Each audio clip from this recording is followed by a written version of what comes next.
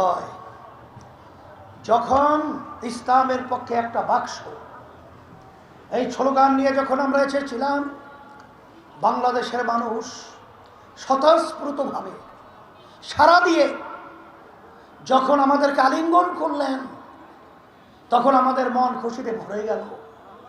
কিন্তু আজকে দুর্গ শহরে বলতে হয়, যখন এই অবস্থা দেখেছে, তখন এক শ্রেণীর ক্ষমতা লোভী, ওরা ক্ষমতায় যাওয়ার রঙের স্বপ্ন দেখেছে, আমাদের বাংলাদেশের মানুষকে আবার ধোঁকা দেওয়ার বিভিন্ন নীল নকশা তৈরি করেছে। অত ব্যাখ্যা আমি দিতে চাই না, তবে আমি এতটুকু বলবো, যারা বিশ্বস্ত বন্ধুদের সাথে, যারা এক পথে চলার সাথীদের সঙ্গে ধোঁকাবাজি করতে পারে, প্রতারণা করতে পারে, এরা বাংলাদেশের মানুষ, এদের কাছে নিরাপদ নয়। এই দেশ তাদের কাছে নিরাপদ নয়।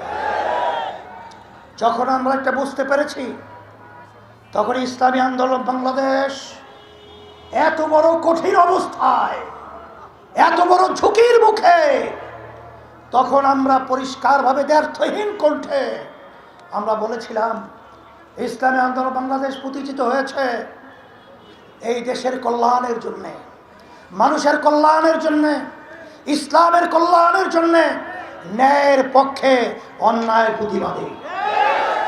যার বাস্তবতা হলো 1987 সালে ইসলামী আন্দোলন প্রতিষ্ঠিত হওয়ার পরেও আজ পর্যন্ত একটা আসন কিন্তু আমাদের সংসদে এমপি হিসাবে পায় নাই, যায় নাই। আমাদের সুযোগ ছিল না, না এখনো নাই। কিছুদিন আগেও বিএনপির বড় এক নেতা আমার কাছে মোবাইল করতেছে, হযরত দরজা খোলা। কিন্তু আমরা পরিষ্কার বলেছি, এই দরজা খোলার জন্য ইসলামী আন্দোলন বাংলাদেশ রাজনীতি করে না। ইসলামী আন্দোলন বাংলাদেশ রাজনীতি করে এই দেশের মানুষের ইসলামের কল্যাণের জন্য। সেই লক্ষ্যকে সামনে রেখে আমরা যে ঘোষণা করেছিলাম, ইসলামের পক্ষে একটা বাক্স, আল্লাহর খাস মেহেরবানিতে, আপনাদের দোয়ায় এখন বাংলাদেশে একটাই ইসলামের বাক্স রয়েছে। সেই ইসলামের বাক্স হলো হাত পাখা প্রতীকের বাক্স। আর কোনো বাংলাদেশে ইসলামের পক্ষের বাক্স নাই।